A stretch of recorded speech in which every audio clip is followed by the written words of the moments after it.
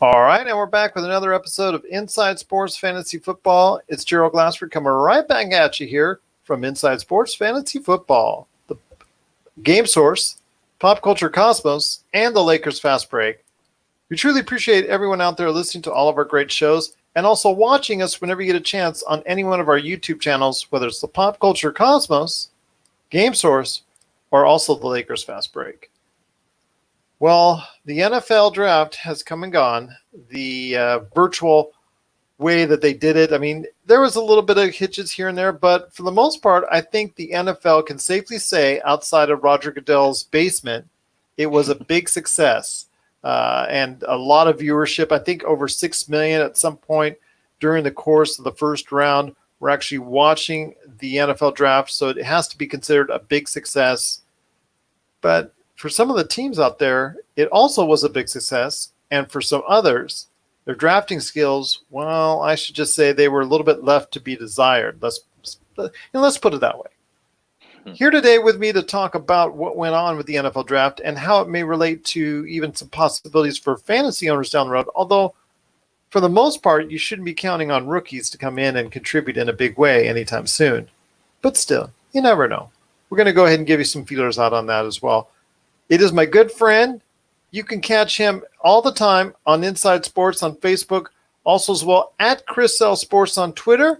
Or catch him even on his LinkedIn page as well. He's very active there. That's somewhere I got to go a little bit more often. It is my good friend. It is Chris Lardieri. And Chris, welcome back, man. A great 3 days for NFL fans galore. Gerald, great to be back. And I agree. It was nice to have not only a live sporting event per se, but some football to analyze and talk about and second guess. And like you said, kind of getting a glimpse into the world of Roger Goodell's home life via his basement. Yeah, that's not exactly the image I wanted to see, especially the way he was trying to artificially, get that virtual crowd for each team, excited and pumped up. The way he was doing it, he just seemed like a man out of character. I think he just should have just strayed away from that because he was not only not generating enthusiasm for that fan base that was actually already doing it themselves, he was providing somewhat of a little bit of an embarrassment for himself. So I don't know. I mean, he tried. I give him an A, at least an A for effort, but his ingratiating warmth did not come across during the draft process. In fact, I don't think he has ingratiating warmth from what I hear from a lot of people out there. But be that as it may, I want to say this.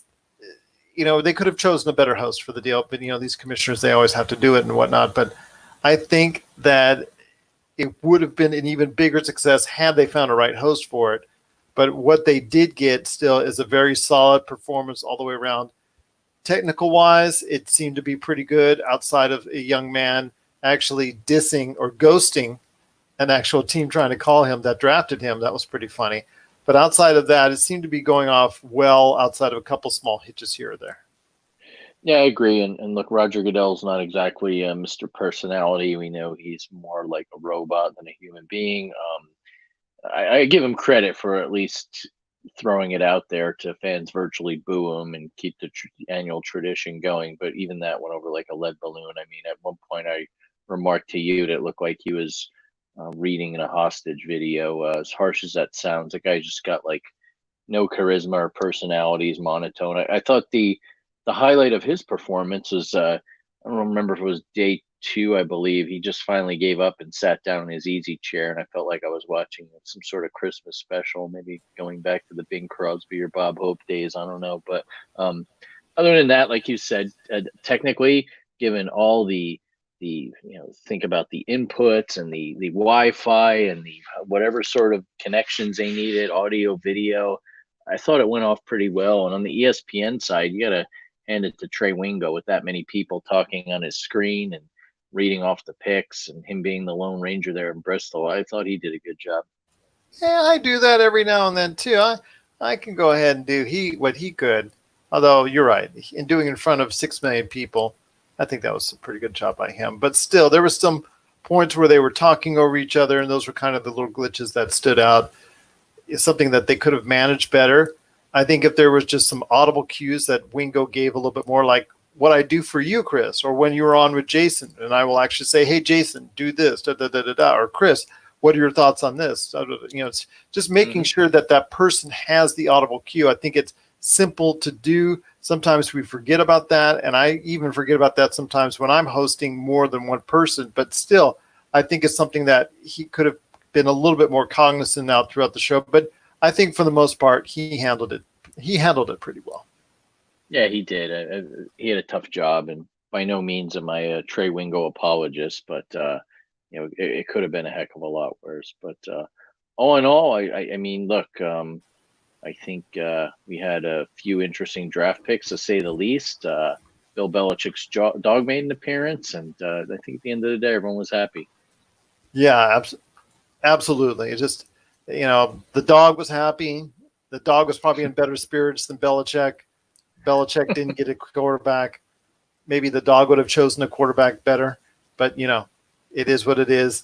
I'm not going to argue with the Patriots because they've had a lot of success, even though they're right now in a state of flux of what's going on.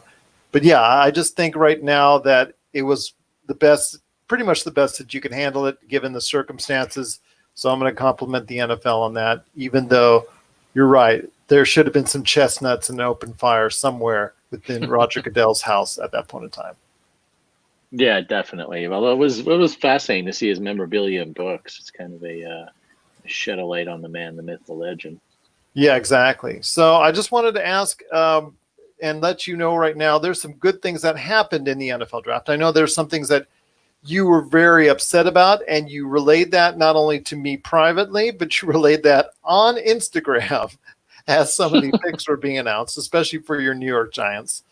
So Gerald, we'll get this out of the way. We'll get this out of the way. Yeah. What were some of the things that made you the most disturbed about what went on at the NFL draft? So I think you're partially to blame. You say you like my Dave Gettleman rants, and I had to put it out there for the world to see. Threw it It out is partially there my fault then. Yeah. I mean, well, the fault in quotes, but we put it out there on the Inside Sports Instagram page. I put it on my personal page to my family and friends that are Giants fans for their amusement. But yet again, I tell my son, he's 12, and Dave Gettleman will never cease to disappoint you, and he did it again. And we knew the Giants were going to take a tackle. This guy's not someone. Actually, he probably is someone you want to play poker against because he tips his hand so well. And they go and take a tackle from Georgia named Andrew Thomas, who, some of the analysts were being polite and said he was a safer pick, but I don't think he was anywhere near the top of most experts' draft boards. You look at Wirfs or Becton. I think those guys have more upside, but that's who he took. And let's face it, Dave Gettleman is a man whose job is likely on the line, and his job is to protect Daniel Jones and get Saquon Barkley room to run in the hopes of getting some semblance of a winning season put together here in the near future. So I was not happy with that. Go out on a limb, I'd say Isaiah Simmons at Clemson, whether he be linebacker or safety, was a good pick, and I think the Cardinals got a steal there. They fell to them. The Giants' defense is atrocious, and I know you need offensive linemen, but unless the guy's a surefire Hall of Famer, I don't know if you take him at pick 4 that high in the draft. So I know that the Dolphins and Chargers were happy because they got their future quarterbacks thanks to the Giants and the Lions before them. Exactly. So I will say this, that even though there was some head scratching maneuvers by the New York Giants and a couple other teams that were making reaches, I think especially in the middle of the first round, there were some reaches there about players that were barely even in the top 100 on most people's lists, on most of these draft experts lists, that somehow managed to sneak into the first round. Overall, pretty much most of the teams picked accordingly.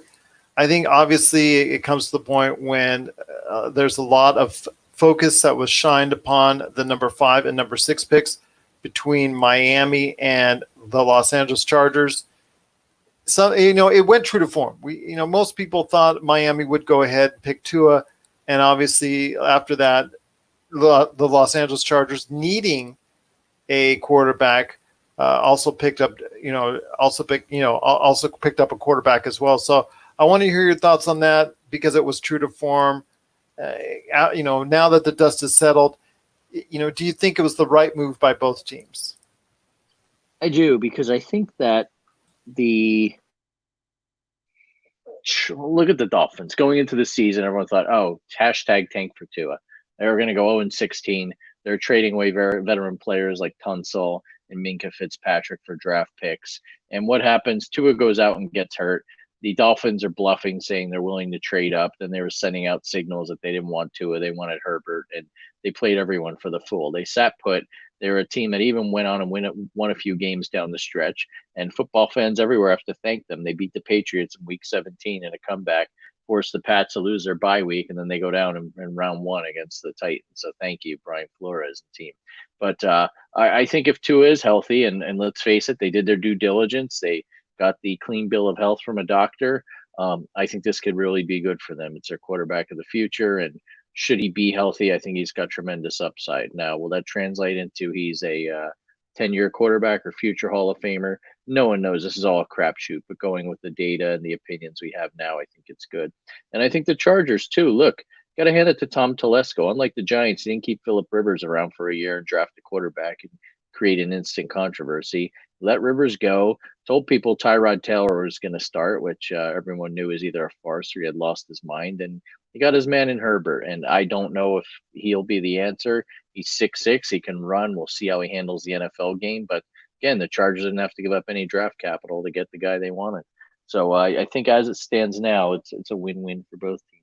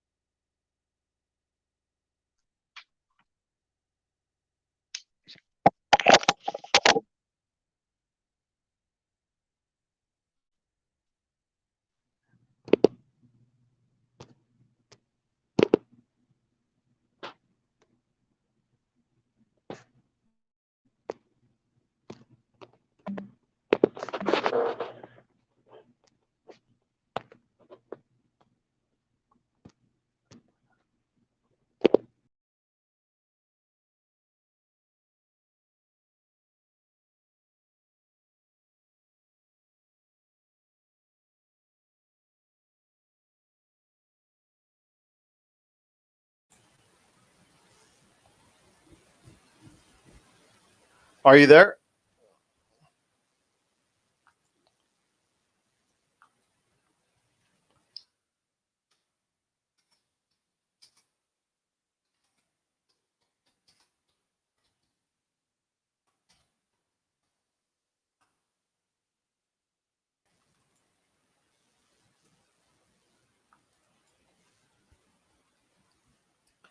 Please stand by. We've lost Chris Lardieri from Inside Sports.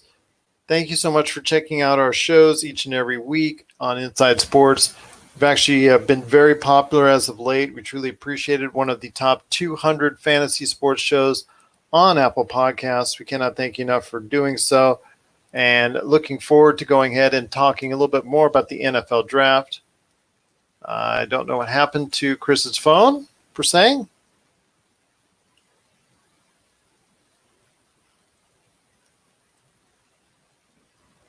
Hopefully we can get him back on the TV here or on the chat.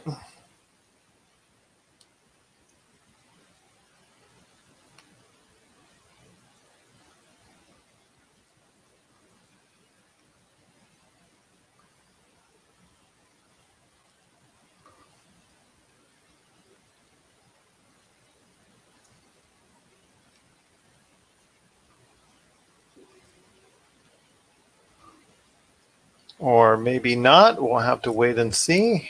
There he is.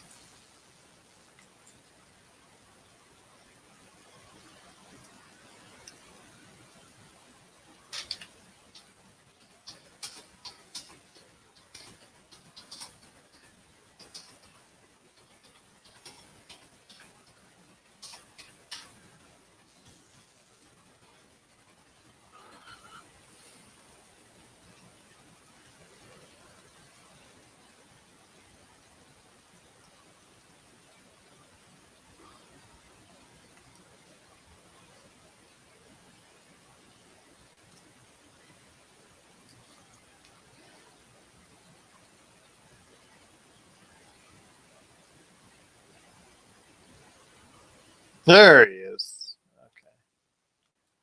So where did you leave off with Sorry me? about that. Oh, no worries. So where did you Um, leave off with me? Or what was the last thing you heard?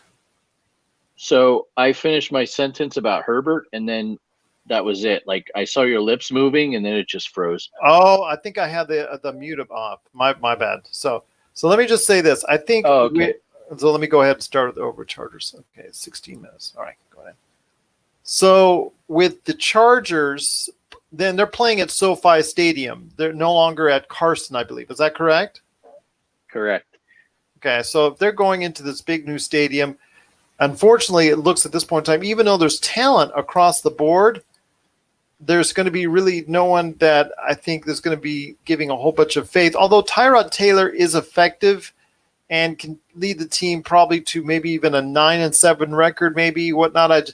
I think he can be effective enough for that. He turns the ball over, at a minimum. At least that he can do well, very well. It's just he doesn't give you that extra oomph you need sometimes out of the pocket. So even though he's a very safe quarterback as far as a low number turnover, he also doesn't get you that many touchdowns. So I think that if you want to go ahead and put the more exciting option or the more or the option with the bigger potential in Justin Herbert, you're going to go ahead and have some bumps in the road. You're not going to be able to go ahead and be as effective right off the bat. So I think there's going to be if they do that, if there's going to be some rebuilding in SoFi Stadium between them and the Rams, because the Rams don't exactly look like they're at a Super Bowl level at this point in time either. Yeah, they're really in cap hell to say the least. Although they're trying to at least rebuild on the offensive side a little. It looks like through the draft. But I agree with you. I mean, Taylor's a nice NFL backup quarterback. Maybe he could train Herbert, but regardless, I don't think anything they did this past weekend is going to move the needle. They're having a problem selling tickets, and I don't see it getting any better. Well, you got to make sure you have those visiting teams go ahead and buy up all the tickets, because that's what happened when they were in. That's what happened when they were in Carson. I mean, when was the last time the Chargers played a home game? It was when they were in San Diego. Exactly, and even there, they were having some years where the besides the Raiders, the Chiefs and Broncos fans were showing up in droves. So we've got some of the teams that I think did fairly well. I also think the Arizona Cardinals, where they had a chance, I think, with a top flight, with a really, really top flight linebacker, it just really seemed like they did very well. I also think the Baltimore Ravens did very well. I mean, like I said, with the Arizona Cardinals, I think getting Isaiah Simmons was just a steal. Baltimore Ravens, adding so much more to their offense with J.K. Dobbins, Devin DuVernay. I think those two really made it special for the Baltimore Ravens, and they were just letting these picks fall right to them. And I know Cincinnati Bengals, they got Joe Burrow. So really, it looks like something that they're going to be able to go ahead and have a cornerstone quarterback for at least the foreseeable future. But dare I say it, could the team with the best picks in the NFL draft and the team, in my opinion, that had the best draft overall, could it possibly be the Dallas Cowboys? It could be when you consider how CeeDee Lamb fell to them, and I'm still scratching my head to this day. And when you think about, on top of that, they killed a second bird with that stone because they kept him from going to their rival Philadelphia Eagles. So they are going to be a team to be reckoned with on offense. Now, I don't know how good they'll be on defense. They may have a shootout every week, like the good old AFC West of the 1970s. But I'll tell you what, from a fantasy perspective, there are so many weapons on that side of the ball. You can take your pick. I mean, part of me is like, why did they even need to re-sign Amari Cooper to that big deal with the wide receiver depth in this draft? I mean, I know it's second guessing and everything's 2020 in Yeah, you didn't hindsight, know but all these, even though, like you said, there's a bunch of wide receivers. You didn't know that someone like CD Lamb was going to actually fall down to the Cowboys. No one could have predicted that. no, I know that, but there were still some wide receivers around. I mean, you look even going into the second round, a guy like KJ Hamler, who the Broncos got, and I think was a very nice pick.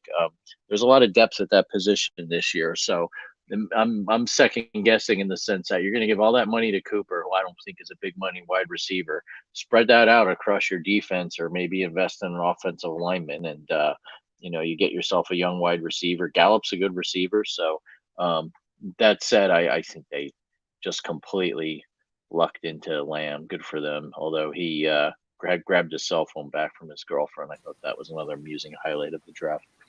That and Jerry Jones drafting from the yacht with so many people there. Just amazing. Absolutely amazing. Yeah, that's a sitcom waiting to happen, right? Exactly. Yes, it is. Well, I think, like I said, for me, the Dallas Cowboys are the winners of the draft. Baltimore Ravens did extremely well, and Arizona Cardinals were also three of the top teams for me. If you're playing fantasy football, that does mean now, mind you, CeeDee Lamb, you can't expect him to produce at a top level right away as a rookie, especially on a team loaded at wide receiver. But still, that's just another option for Dak Prescott. And I know Dak Prescott is, in the fans' mind, all over the place as far as good or bad. But as a fantasy option, I think he even becomes a bigger option, and not only a top 10 quarterback, but someone who could sneak into the back end of the top 5 as well with those kind of options. Yeah, he could. And when you look at the teams in the NFC East that'll be facing 6 times this year, I don't think any of them are going to have a formidable defense here in 2020. So that'll bode well for him as well. So I had my 3 picks as far as who I thought who did well in the draft. I know you've got 3 teams that have in mind as well as far as which teams were the best or had the best outcome in the NFL draft.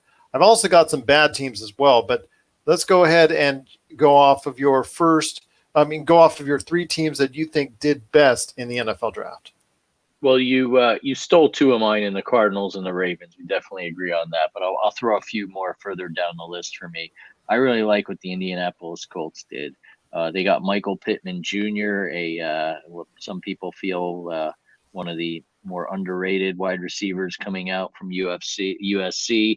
And then they also got Jonathan Taylor, the running back from Wisconsin. He fell to them in the second round.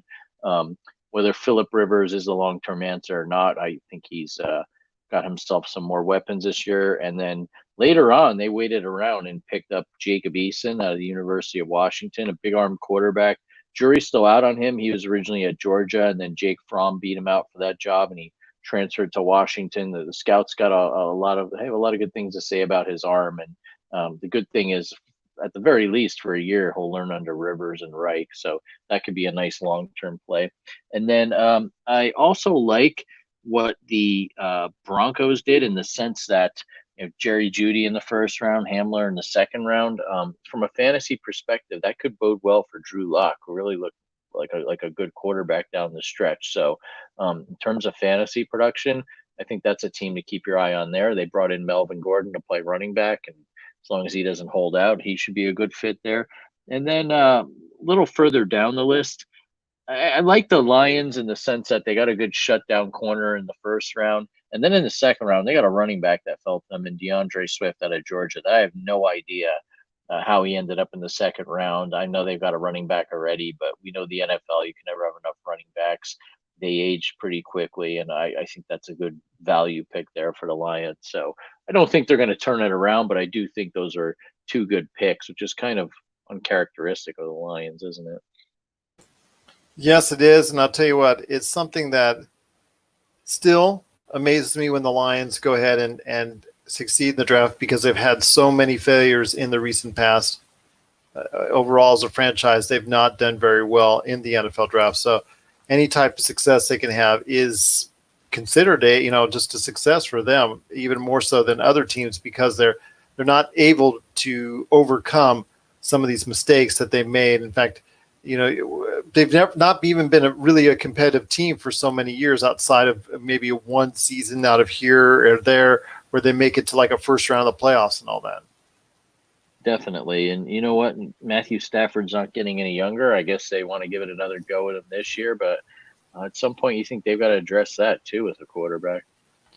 So we talked about some of the teams that have really done well in the NFL draft this year. Now we got to go ahead and talk about some of the teams that I feel and you feel did not do so well. And I've really got 2.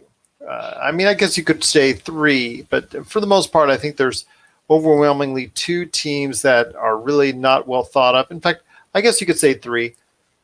Third place, I would give the New England Patriots. I don't think first of all, they didn't draft a quarterback, which I thought was kind of scratching my head. I think they loaded up on tight end a little bit too much as well in the draft. And getting a kicker when they did, someone who was not as highly thought of as some other kickers, that I think was a reach as well. So the New England Patriots, maybe they know what they're doing. They've known for so long, so maybe they know a lot more than I do when it comes, and some of these draft experts as well, as what they picked for their draft. Number two, I would probably say I'm going to have to lean towards the Houston Texans. The Texans, Bill O'Brien, man, get this guy off their leadership team and just have him coach, because continuum mistakes, just maybe an average draft at best, nothing that really gets them something that's out there. I mean, they didn't really have a lot to choose from at the places they were picking up, so I guess you could say they did okay at best. But still, I mean, the stench from the one of the worst trades of all time in Deshaun Watson still is there, and I think that's going to make anything that they do, unless they can find a player in this draft that can really produce at a high level, it's going to hurt them and haunt them for a long time to come. And then last but not least, go ahead. No, I was going to say completely agree. And then this is just Bill O'Brien's MO continually, and he never ceases to disappoint, does he? No, he doesn't. And I just wanted to go ahead and, as a final note, the worst team to draft in this year's NFL draft was the Green Bay Packers. Somewhere Aaron Rodgers is still fuming. I know he sent along a good word for the kid that they drafted as a backup quarterback, Jordan Love, but I'm not sure. They had a lot of pieces that they need to fill for a team that, with the right steps, can still be a solid playoff team and compete for a Super Bowl. You never know. But they didn't get it done in any of the draft picks. They really helped them out. But getting Jordan Love at this point in time, when you still have 2 to 3 healthy years left for a very efficient and proficient, Aaron Rodgers, who we kind of criticize at times, but still his level at times can still be outstanding. So I understand you may not be getting MVP level Aaron Rodgers, but still, as we talk about with a lot of other players that are great, still even in their mid-30s and whatnot, that's still a lot better than a lot of other players that can never approach that level.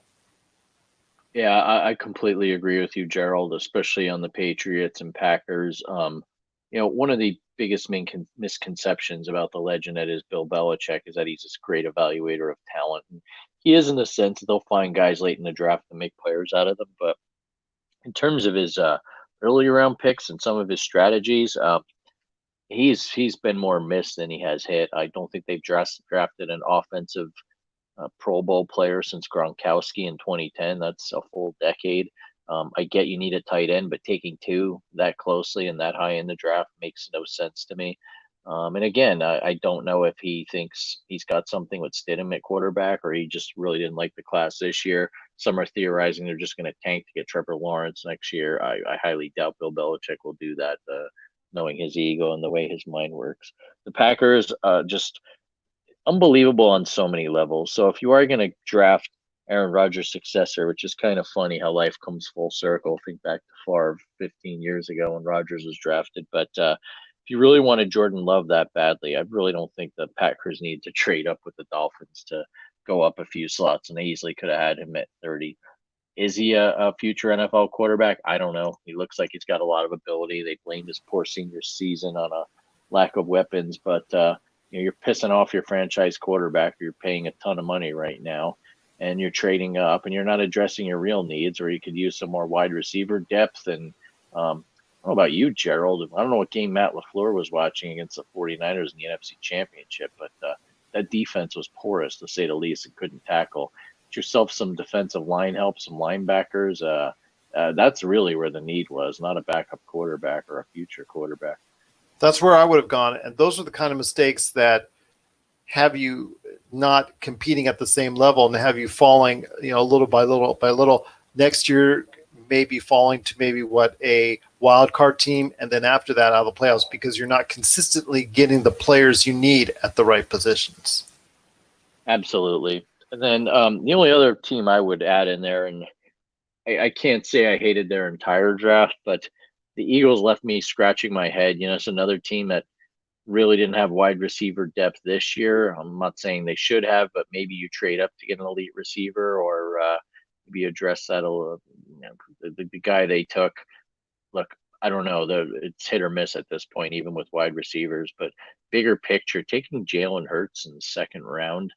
Are you saying that you like him as kind of he's going to learn under Carson Wentz? He's not necessarily a quarterback of the future. You can use him as like a Taysom Hill type with the run pass option and an offensive weapon in certain situations. I get it, but if you are saying that Carson Wentz is brittle, then you've got another Aaron Rodgers situation here. And we know the Philly fans and media love to circle when it comes to Carson Wentz and then getting hurt all the time. And he did again in the wild card game. So I'm not quite sure. And the thing, too, with Hurts is if they really thought he was worth a second round pick, I would think you want someone who not necessarily is going to be a starter, but is going to be there long term and eventually your starter. So the logic is what more kind of confounded me there than the overall draft itself. Well, overall, I think a lot of these teams made solid choices and the right decisions. Some teams, like you said, did not build for the future in the way they should have. But it looks like overall it came off well, the NFL draft this year. I was impressed by it. I think they handled it well outside of Goodell's little, basement dwelling thing and cheering on the fans in a very robotic way and just setting himself up for some real, trolling online and so to speak. But you know what? Overall, came off well, and my compliments to the NFL. I'm just saying that right now that there's a lot of decisions that have to be reevaluated in how these teams went about the draft. So we'll see the residual fallout from that. And as we go along into the fantasy drafts and take a look and see what's going on for these teams, we'll go ahead and evaluate just exactly how well these drafts play out over the course of the coming season. But before we head on out, my friend, it's time for the doghouse and some final thoughts from you. So take it over, my friend. It's time for us to head to Woof Woof, the Chris Lardieri doghouse. Thank you. As much as I give Dave Gettleman crap for his inability to draft at times, I've got to give him credit here. If we're going to be fair and talked about players that slipped into the second round or the third round, the Giants pick at the top of the second round, Xavier McKinney, a safety from Alabama. Giants fans know years ago they got a safety that fell to them, similar situation, named Landon Collins.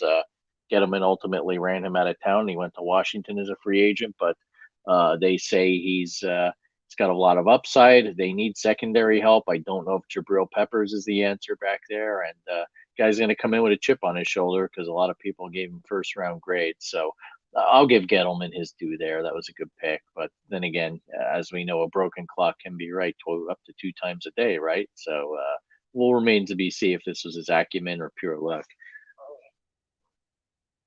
Well, I also want to go ahead and before we head on out and give you a compliment, my friend, because over the weekend you strayed away from the world of the Inside Sports Fantasy Football family to go ahead into your own vocation of podcasting. But this time it came with someone real special to your heart. So why don't you go ahead and give a shout out for your new show that you just developed with your son on Anchor.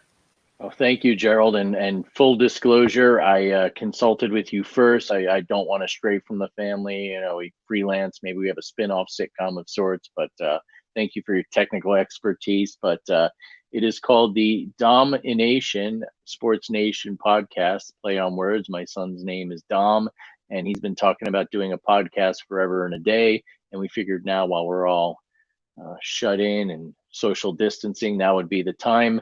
It's available right now on Anchor and Spotify. We did our first episode, published it last night, and we did an NFL draft recap, and in an ironic twist, I play the role of Gerald. I'm more of the narrator. I lead the Q&A. I'm more of the host of the show, and my son puts me to shame with his knowledge of college football players and remembering everyone's names. This old man's not as good as he is. He watches a lot more college and has a heck of a lot better memory than I do. So it's a lot of fun. We're looking forward to it.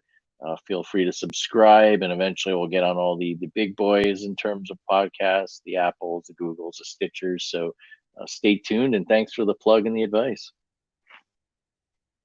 But right now it is available on Anchor and also Spotify. So look up Domination. That's Dom with a hyphen Nation, and it should come right up for you. Yeah, had to have a little twist to it. We want to make it a little funny. He said he wanted domination, and I talked him into the hyphen as a play on words, so that was our compromise. But yeah, it's I love the analytics on the Anchor app. Apparently, someone in Australia listened to our podcast, so we're now officially an international podcast, Gerald. That's awesome to hear, and I wish you and your son the best of success with your new podcast. And anytime a new episode comes out, we'll be glad to promote it right here on Inside Sports Fantasy Football. You're too kind. Thank you. And for us, as one of the top 200 fantasy football podcasts, actually one of the top 200 fantasy sports podcasts that's now available on Apple Podcasts, which is something that blew both Chris and I away. In fact, we were almost getting to the top 100 the other day. That was just incredible for us. If you have any questions, please feel free to give us a shout out at Inside Sports FF on Twitter or isfantasyfootball@yahoo.com. Send in your questions. We'll be glad to answer them as best we can. There's also Chris over here, Chris Lardieri, if you want to get a hold of him directly, at Chris L Sports on Twitter. So if you want to get a hold of him directly, it's at Chris L Sports on Twitter. You can also find us both on LinkedIn. And the reason why I'm pushing LinkedIn is because Chris is really that he uses LinkedIn a lot for going ahead through social media and connecting with people and whatnot. And I've used it some too. So you can find us both right there, Gerald Glassford and Chris Lardieri on LinkedIn, if you want to go ahead and, link up with us. Pardon the pun. Yeah, thank you. It's been nice. It seems like we get a decent amount of views on there, and I'm hoping that's translating into the numbers we've seen on Apple as well. Well, I'll tell you what, it's been great talking to you, my friend. I'm looking forward to the next time we speak on the NFL and fantasy football. All these teams are reevaluating how they did. It's going to be interesting to see how it all plays out. But we're looking forward to talking about it in upcoming episodes right here on Inside Sports Fantasy Football.